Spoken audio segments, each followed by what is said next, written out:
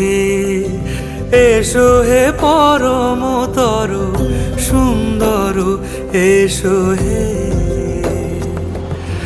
ঝনক ঝঙ্কারে উড়ায় শঙ্কারে খুলেছে দুয়ার দেরি নাহি আর এসো হে স্বয়ং এসো এসো সুন্দর এসো হে সমারোহে এসো হে পরমতর সুন্দর এসো হে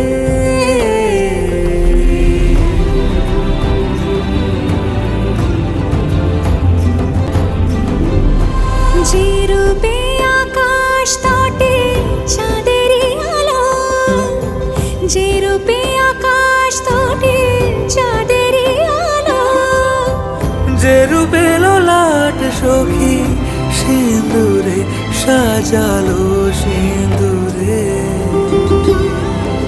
সে রূপ নিয়ে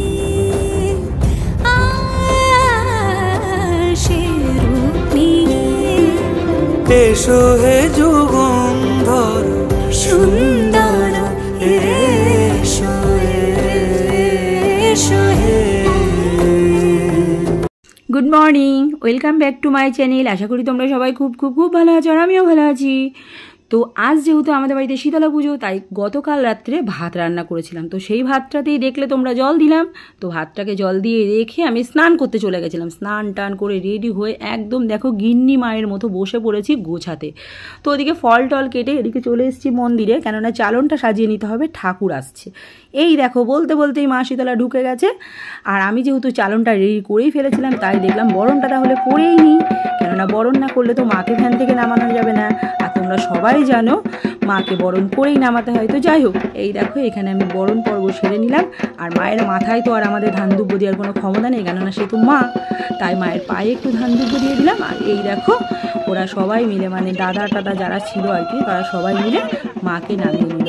আর আমাদের মন্দিরটা না অনেক দিনের পুরনো, তো যাই হোক অনেকটা নিচু, তাই একটু নামিয়ে ভেতরে ঢোকাতে একটু সমস্যাই হচ্ছিল। তো চলো তোমাদের মায়ের মুখটা একদম দেখিয়ে দিই খুব সুন্দর করে। দেখো মায়ের মুখটা দেখে যেন মন প্রাণ জুড়িয়ে যাচ্ছে। আসলে গত বছর পুজো হয়নি, তো তার আগের বছর পুজো হয়েছিল। তো এবার আবার নতুন করে মা আসলো, আর মাকে দেখে যেন মন প্রাণ কোথা দিয়ে জুড়িয়ে যাচ্ছিল কিছুই বুঝতে পারছিলাম না।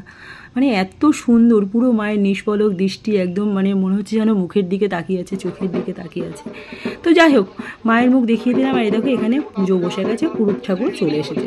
আসলে পুরুত ঠাকুর আমাদের পাশেই, ভাই বলি আমরা আর কি ওকে। তো এই যে আমরা এখানে যারা যারা উপস্থিত ছিলাম তারা সব বসে আছি। তো চলো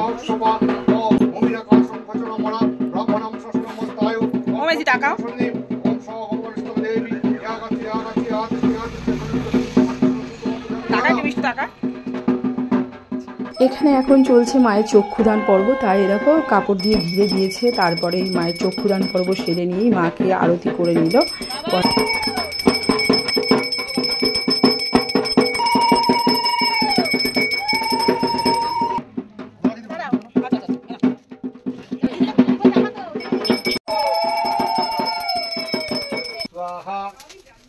ओम ह्रीं श्रीं शुक्लादेव्यै स्वाहा ओम ह्रीं श्रीं शुक्लादेव्यै মিশিয়ে সবাইকে দাও।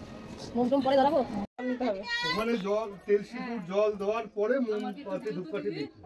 জল দাও হাতে কি জল দিয়ে কোনো মন হাতে পাপমে অরজান হবি শ্রদ্ধয়া ভক্তি দেবৈ নমো দিয়ে দাও। ঘটে দেব একটা কিছু দাও, ছেড়ে দেব। ह्रीं भगवती शीतलादेव्यै नमो। पापमे महाविष्णवे स्वाहा ओम तद्विष्णु देवचक्रात पापमे महाविष्णवे स्वाहा ओम দাও জল, কিছু জল লাগবে আমি জানি না। অন্যদিন তো বেশ থাকে না, এবার ব্যবসাটা বাড়তি সময় দিতে পারছি। আচ্ছা না হতে পারে। তোর ভাইরে তোর খেলার পয়সাগুলো নাও, আমরা রেখে দাও, ওর মধ্যে রেখে দাও, ওর মধ্যে ধানগুলো নাও। তো এবার চলে এসেছি পুকুর পাড়ে। আর এই দেখো এই যে গাছ দেখছো, এটা শীতলা গাছ। যারা শীতলা পুজো করো তারা হয়তো এই গাছের সাথে পরিচিত। তো যাই হোক আমি একটু বলে দিলাম। আর এই সেই গাছ, যে গাছের আঘাতে আমার মাথাতে প্রচণ্ড ব্যথা হয়। আস্তে আস্তে আস্তে আস্তে আগে তেল না সিঁদুর রাখবে। হ্যাঁ ওই তো গাছের গোড়ায় দাও।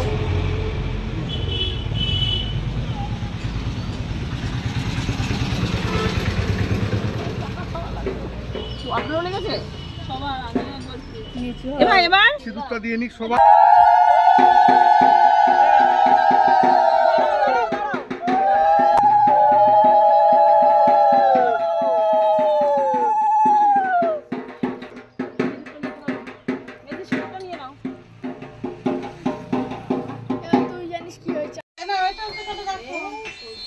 আরে এখানে কত ফল ওর জন্য থাকবে পম্পা তোমার এগুলো ছুঁয়ে আসবো ঘরে ঘরে রাখবা না কল করে কল করে এই বাতাসা নিয়ে নাও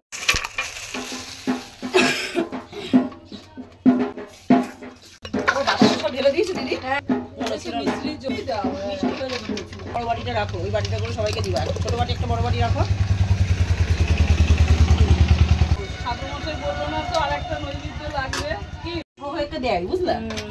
যে পুজো তার একটা থাকে আমি তো লক্ষ্য করি আমি জানি সব গুছানো হয়ে গেছে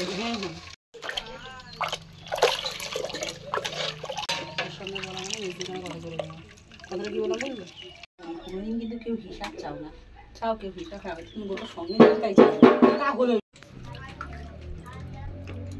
এবার বম্মা শরবত দিচ্ছে শরবতটা খা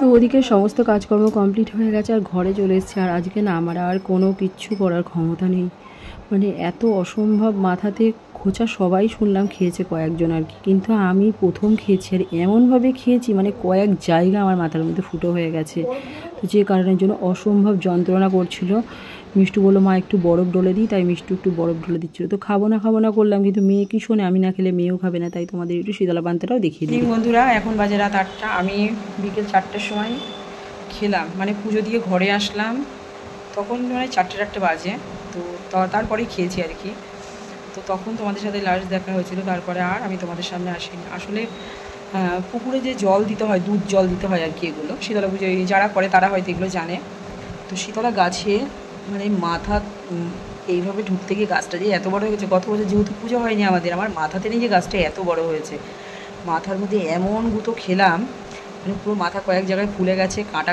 মানে কাটা তো গাছগুলোই ফুটো হয়ে গেছে তো অসম্ভব মাথাতে যন্ত্রণা করছিল তো খাবো না কিছুতে কিন্তু না খিদেও ছিল মেয়ে জাস্ট একটুখানি ভাত দিল নিজেও নিল আমাকেও দিল ওই ভাতটুকুই খেয়েছি যাকে সাধলাম খাও বললো যে না খাবো না ওর মেয়েটা আর কি বাড়িতে ওর জন্য ওয়েট করছিল যাই হোক তো ওই বাসন টাসন সব পরিষ্কার পরিচ্ছন্ন করে দিয়ে গেছে মানে আমার এমন অবস্থা আমি নিজেই বলছি যে আমার পক্ষে কিচ্ছু করা সম্ভব না তো যাই সব মেজে ঘষে দিয়ে ওইখানে বাসন কোসন সব উল্টে রেখে গেছে ওগুলো সব ওখানেই রয়েছে তো খেয়েই শুয়ে পড়েছিলাম স্নান করলাম তাও দেখছি শরীর ভালো লাগছে না কিছু অসম্ভব যন্ত্রণা করছিল তো যাই হোক ঘুমটুন দিয়ে এই মানে আধা ঘন্টা ঘুমিয়েছি কিন্তু ঘুমটা দিয়ে পুরো শরীরটা ফ্রেশ ব্যথাটা মাথার মধ্যে রয়েছে মেয়ে চা করে দিয়ে গেছিলো চা খেয়েছি এখানেই বসে আছি এখন করব আলু সেদ্ধ ভাত মেয়ে খেতে চেয়েছে তো আমি আলু সেদ্ধ ভাতই করবো খিচুড়ি টিচুড়ি করার মতন আমার আর শরীরের পরিস্থিতি নেই গতবারের আগের বার খিচুড়ি টিচুড়ি করা হয়েছিল ওটা কারখানাতে হয়েছিল ছেলেদের ছিল ওই দায়িত্বটা যার জন্য হয়েছিল তো এবার আর কোনো কিছুই হবে না দেখি যদি পারি নিজেরা ঘরে একদিন করে